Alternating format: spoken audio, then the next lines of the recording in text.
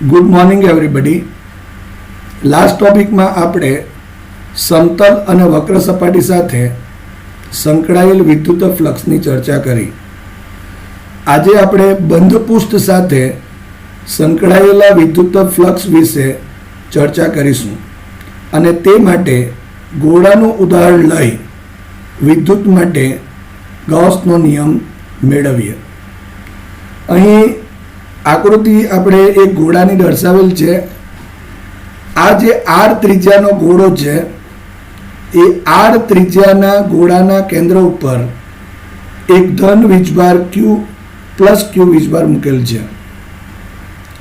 આ પ્લસ ક્યુ વીજભારને લીધે આ ગોળાની સપાટી પરના દરેક બિંદુ પાસે વિદ્યુત ક્ષેત્ર એક સરખું થશે અને એની દિશા એ આ ગોળાની ત્રિજ્યાની દિશામાં હશે, જે અહીં આકૃતિમાં દર્શાવેલ છે. હવે આપણે જાણીએ છીએ કે કોઈ પણ સપાટી માટે વિદ્યુત ફ્લક્સ જો સાથે સંકળાયેલું જો વિદ્યુત ફ્લક્સ જોઈતું હોય તો એ વિદ્યુત flux phi is equal to E dot A જેટલું હોય છે. ધારો કે આ ગોળાઓને આપણે નાના નાના સૂક્ષ્મ પૃષ્ઠખંડમાં વહેંચી દઈએ. અહીં આકૃતિમાં આપણે એક નાનો પૃષ્ઠખંડ દર્શાવેલ છે કે જે ડેલ્ટા એસ જેટલો છે. આ જે ડેલ્ટા એસ છે એની દિશા એ આ પૃષ્ઠખંડના બહારની તરફની દિશામાં હશે. તો આ નાના પૃષ્ઠખંડ સાથે સંકળાયેલ જે વિદ્યુત ફ્લક્સ છે એ delta phi is equal to E dot delta S જેટલું થશે. અહીં ડોટ પ્રોડક્ટ છે માટે delta phi is equal to E into delta S અને કોસ થીટા જેટલું થશે. થીટા એ E અને ડેલ્ટા એસ વચ્ચેનો ખૂણો છે. હવે આપણે જાણીએ છીએ કે બિંદુવત વીજભારને લીધે ઉદ્ભવતું જે વિદ્યુત ક્ષેત્ર છે એ E બરાબર KQ divided by R square જેટલું છે. માટે delta phi is equal to E ની કિંમત મૂકીએ તો KQ divided by R square into delta S into cos 0 થશે, જ્યાં થીટા એ E અને ડેલ્ટા એસ વચ્ચેનો ખૂણો છે. અહીં E અને ડેલ્ટા એસ એક જ દિશામાં હોવાથી થીટા બરાબર 0 ડિગ્રી થશે. માટે delta phi is equal to KQ by R square into delta S થશે. હવે આપણે જાણીએ છીએ કે આ ડેલ્ટા ફાઈ એ માત્ર એક સૂક્ષ્મ પૃષ્ઠખંડ માટેનું વિદ્યુત ફ્લક્સ છે. જો ગોળામાંથી પસાર થતું જો કુલ વિદ્યુત ફ્લક્સ શોધવું હોય તો આ દરેક પૃષ્ઠખંડને લીધે મળતા વિદ્યુત ફ્લક્સના સરવાળા જેટલું હશે. માટે ગોળા સાથે સંકળાયેલું કુલ વિદ્યુત flux phi is equal to sigma delta S into KQ divided by R square into delta S. So is equal to KQ by R square sigma delta S into delta S. So phi is equal to KQ divided by R square into S, જ્યાં S એ ગોળાનું કુલ ક્ષેત્રફળ દર્શાવે છે.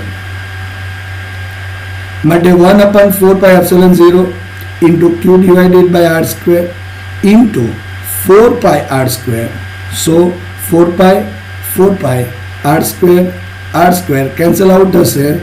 માટે phi is equal to Q by epsilon 0. આ જે સૂત્ર છે એ સૂત્ર ગોળા સાથે સંકળાયેલું કુલ વિદ્યુત ફ્લક્સ દર્શાવે છે. આપણે ગોળા સાથે સંકળાયેલું વિદ્યુત ફ્લક્સ જોયું. હવે આ ઉદાહરણ પરથી આપણે ગૌસનો નિયમ આ રીતે કહી શકાય કે કોઈ પણ બંધ પૃષ્ઠ સાથે સંકળાયેલ કુલ વિદ્યુત ફ્લક્સ એ તે બંધ પૃષ્ઠ વડે ઘેરાતા કુલ વિદ્યુત ભાર અને એપ્સિલોન 0 ગુણોત્તર જેટલું હોય છે. સૂત્ર સ્વરૂપે જો દર્શાવીએ તો phi is equal to closed surface integration E dot ds જેટલું થશે, is equal to sigma q divided by epsilon 0, જ્યાં sigma q એ બંધ પૃષ્ઠ વડે ઘેરાતો કુલ વિદ્યુત ભાર છે. હવે આ જે ગૌસનો નિયમ છે એ ગૌસના નિયમ અંગેના અગત્યના અમુક મુદ્દાઓ છે, એની આપણે ચર્ચાઓ કરીએ. તો પહેલો જે મુદ્દો છે કે જો કોઈ બંધ સપાટી હશે અને એના દ્વારા ઘેરાતો કુલ વિદ્યુત ભાર જો શૂન્ય હોય તો એ બંધ સપાટી સાથે સંકળાયેલ કુલ વિદ્યુત ફ્લક્સ પણ શૂન્ય હોય છે.